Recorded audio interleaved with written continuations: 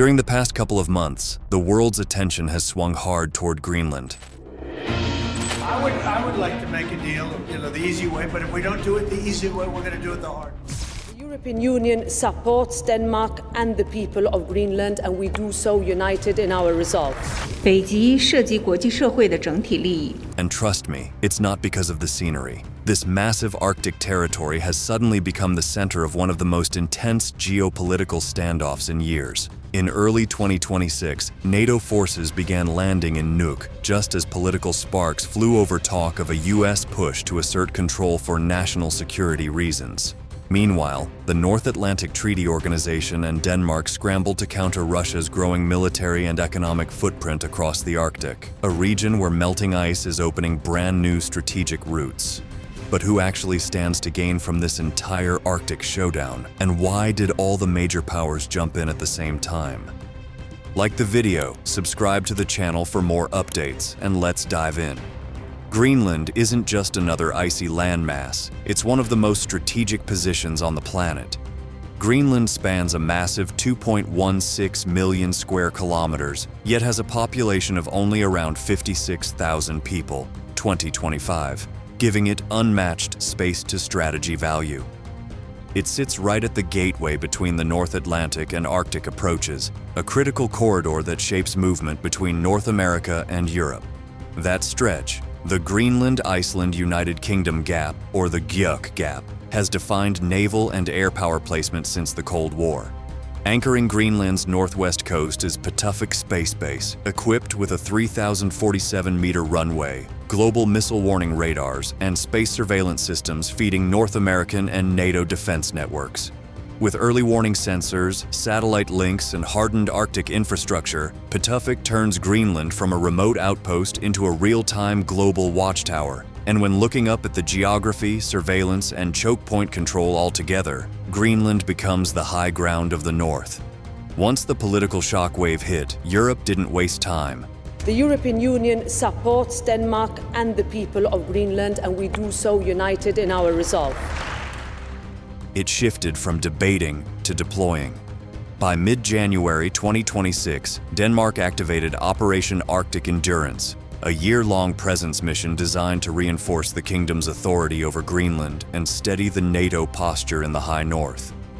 On January 19th, about 200 Danish troops touched down in Nuuk and Kangerlussuaq, boosting the forces already committed to Arctic duties under Denmark's Joint Arctic Command. Partner nations followed with compact but symbolic detachments: 13 German reconnaissance troops, 15 French mountain specialists, 3 Swedish officers, 2 Norwegian personnel, 2 from the Netherlands, 2 from Slovenia, plus single officer contributions from the United Kingdom and Belgium. Denmark supported these arrivals using C-130 airlift, while the frigate HDMS Peter Willemoes expanded naval coverage in surrounding waters. These weren't massive formations, they were deliberate political markers, each arrival a signal that NATO unity extended all the way into the Arctic. And that's exactly what set the stage for the diplomatic storm that followed. January 2026 turned calm Arctic diplomacy into front-page drama. President Donald Trump reignited his long-stated interest in acquiring Greenland, framing it as a move tied to US national security. This time, the rhetoric escalated fast, with talk of using economic pressure, even tariff threats, if Denmark resisted. Copenhagen's response was immediate. Mette Frederiksen reiterated that Greenland is not for sale, emphasizing the island's autonomy within the Kingdom of Denmark. Denmark had already committed 42 billion Danish kroner to strengthen Arctic defense, a major long-term investment in surveillance systems, new patrol assets, and enhanced northern readiness. Across Europe, officials scrambled to contain the diplomatic fallout. Capitals issued sharp statements, emergency exchanges kicked off within NATO, and Kremlin voices seized the moment to question the alliance's internal cohesion. What began as a strategic debate rapidly morphed into a political storm, forcing allies to choose their wording carefully and forcing NATO planners to speed up scenario work behind closed doors. But how did Europe answer that provocation on its own terms? Europe didn't wait for Washington to cool off. It moved fast and in its own way. In early January 2026, the Nordic countries lined up behind the Kingdom of Denmark, making it clear that Greenland wasn't open for bargaining and that northern sovereignty had to be protected, full stop. Denmark backed that stance with real money, a massive 42 billion Danish kroner upgrade plan, roughly 5.6 billion euros, aimed at new Arctic patrol ships, long-range drones, upgraded satellites, and surveillance systems scheduled to deploy through the late 2000s. Across Europe, actions followed. France sent cold-weather troops and positioned a frigate in northern waters. Germany increased its presence in Nuuk to coordinate with the Danish command. Finland and Norway tightened aerial and maritime patrol patterns, strengthening early warning coverage across the high north. But the politics weren't perfectly synchronized. Emmanuel Macron framed the crisis as a chance for Europe to step up its own strategic weight, while Friedrich Merz warned Europe needed a tougher posture if pushed. All of that set the stage for NATO to roll out a structured Arctic game plan, the alliance's biggest shift in the region in years. By early February 2026, NATO moved from quick reactions to a full-fledged strategy, Arctic Sentry. On 9th February, alliance planners confirmed the mission was entering its final approval phase, timed deliberately ahead of the defense ministers' summit in Brussels.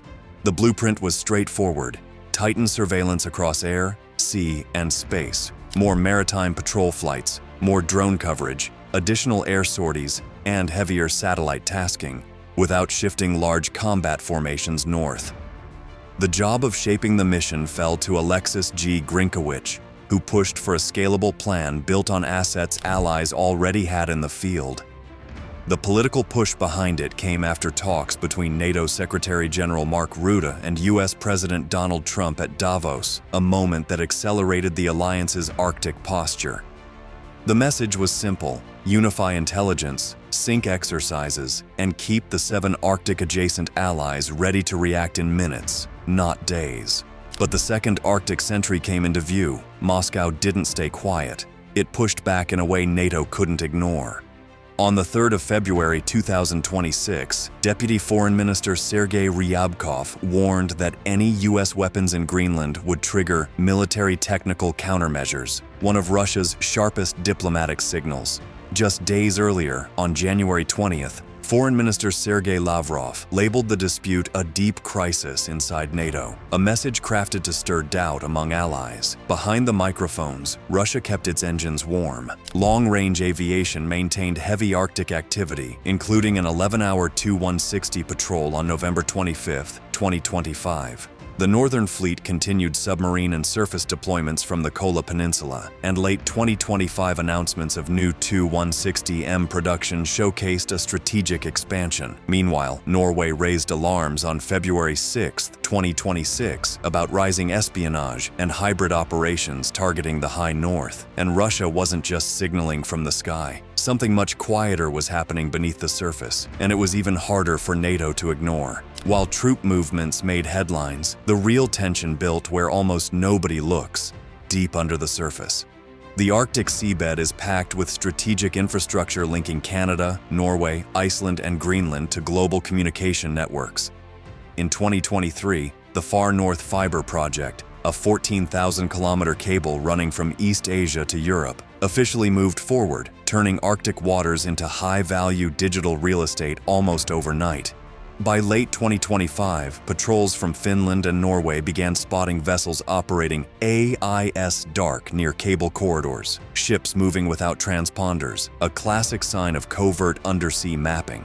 At the same time, GPS interference spikes hit northern Norway, disrupting aviation and maritime navigation. None of these events caused a single crisis, but together they showed a slow squeeze on the Arctic's digital lifelines. And that's exactly why NATO's next move wasn't more troops. It was tech built to survive the cold and watch every inch of the map. By late 2025, NATO realized the Arctic couldn't be monitored by manpower alone, so it turned to machines built for the cold. Upgraded MQ-9 drones began running 27-hour flights over Greenland, scanning its 2.16 million square kilometers terrain without relocating a single battalion. At sea, autonomous vessels tracked acoustic signatures slipping toward the Greenland-Iceland-UK corridor, while ground sensors funneled real-time data straight into Patuffik Space Base. Greenland sits on an estimated 1.5 million metric tons of rare earth elements, alongside iron ore, uranium, copper, and one of the world's richest graphite deposits, approved for a 30-year extraction license in late 2025. As melting ice opens routes once locked for centuries, these resources are drawing interest from governments and corporations alike. And suddenly, the Arctic wasn't just a military outpost, it was a prize. So that's the reason why Greenland went from a quiet Arctic island to ground zero in a global power struggle, not just between NATO and Russia, but between security, economics, and strategy at the top of the world. With military planning heating up, new Arctic missions on the table, and climate change reshaping access, the High North is no longer just cold, it's hot news. What do you think will happen next? Will NATO keep the upper hand? Will Russia push harder?